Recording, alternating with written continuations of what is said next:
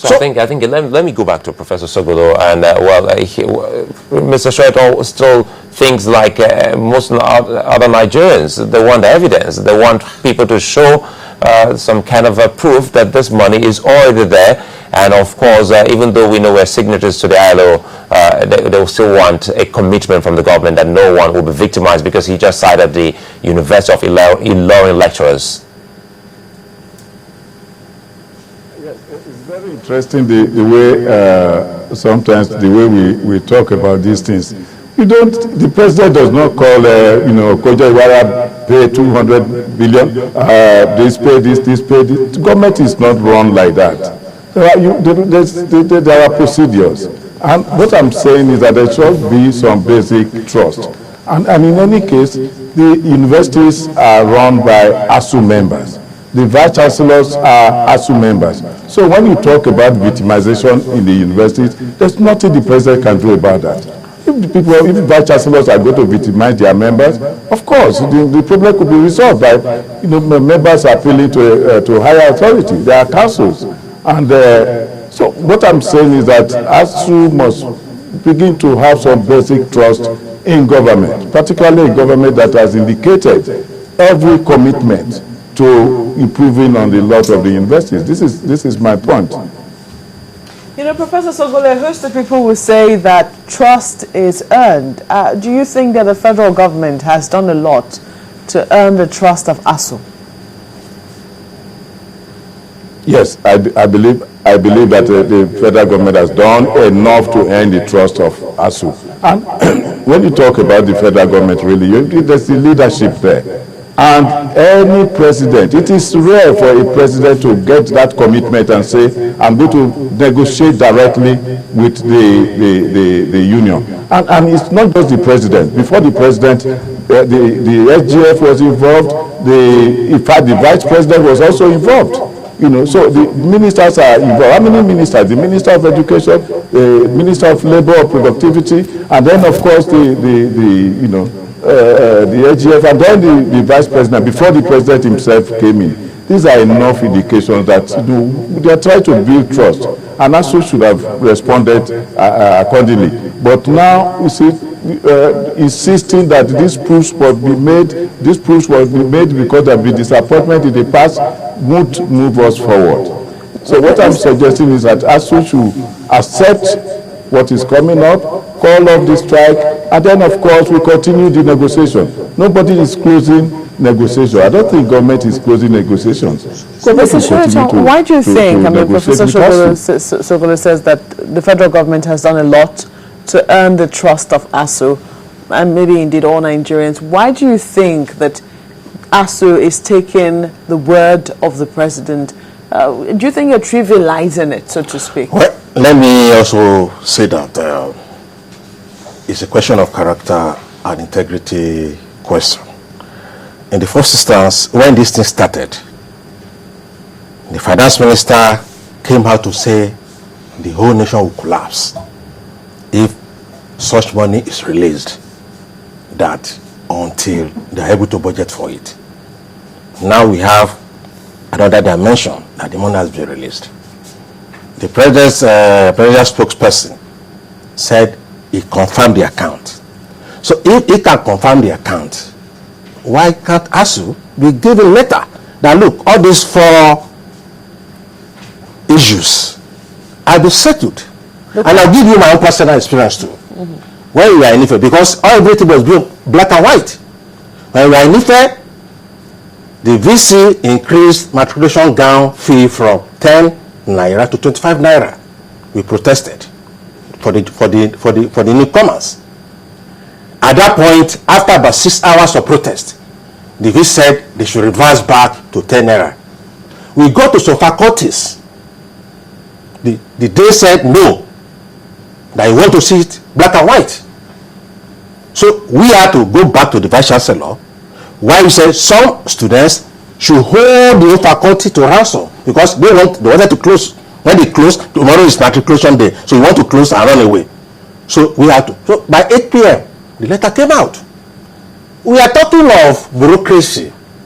We are in. You go back to the universities, a vice chancellor be left alone. And I disagree with the professor that government doesn't run like that. If today United Nations tell Nigeria that we are going to host us next week, we are going to spend, I mean, if you want to spend 300 billion, they know how to spend it. I'm not saying that, look, procedures, but the ministers are there. That look, when is this going to be possible? We are talking of dispatch, emergency. It's not a question of allowing, because by the time it got to the president, what everybody expected was a solution. You don't go back to all these procedures. Which, a solution has been found. ASSU is asking for safeguards. A host of people are saying that the fact that ASSU is asking for safeguard, you're asking for it in bad faith.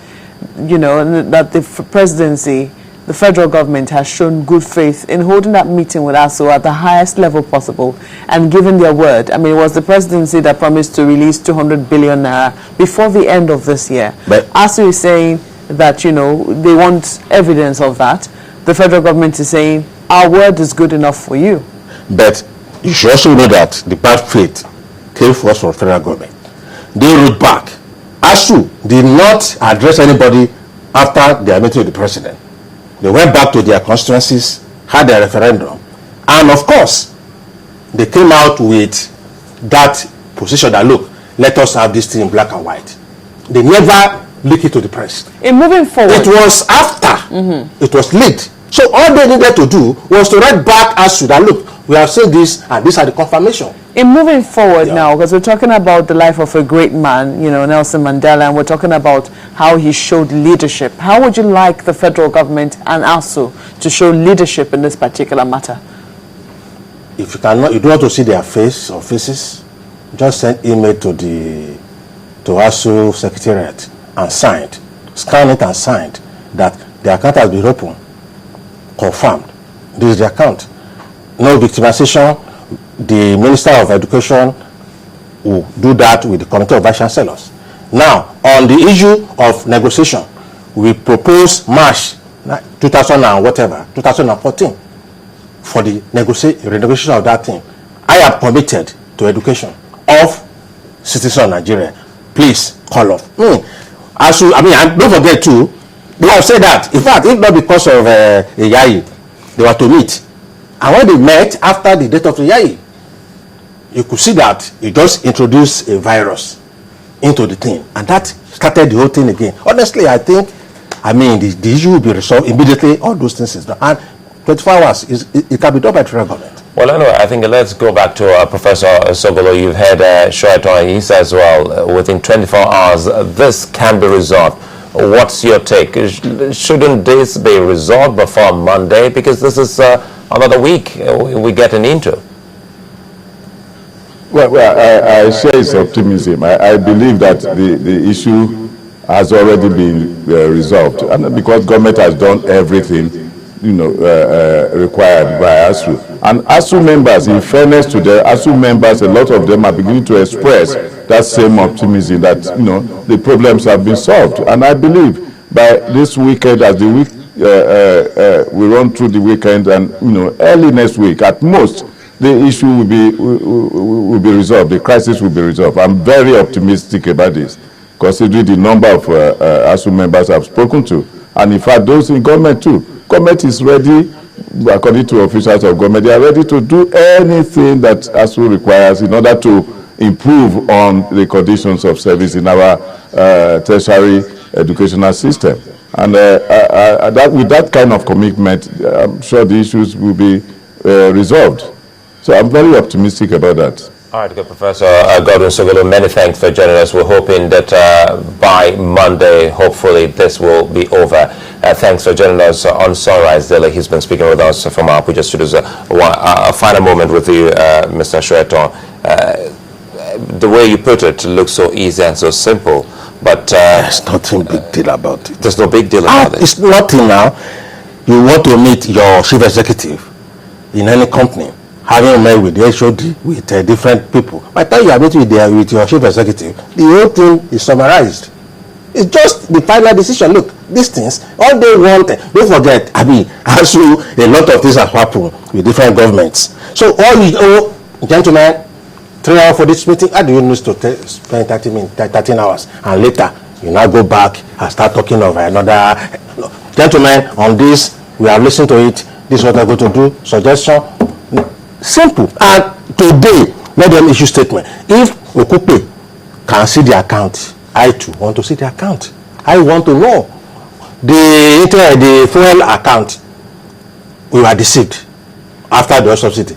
No be so. Now today we see what is happening. So it's a question of faith and character of those who are in government. I want to appeal to Mr. President, in the mood of Mandela celebration, do the needful, not the needful of Odua needful, but the real needful that our student can resume. I really. And also commend Nigerian students too for the sacrifice, and also for the sacrifice on patriotism. These are things we have to do to make education accessible and to be qualitative to the Nigerian poor.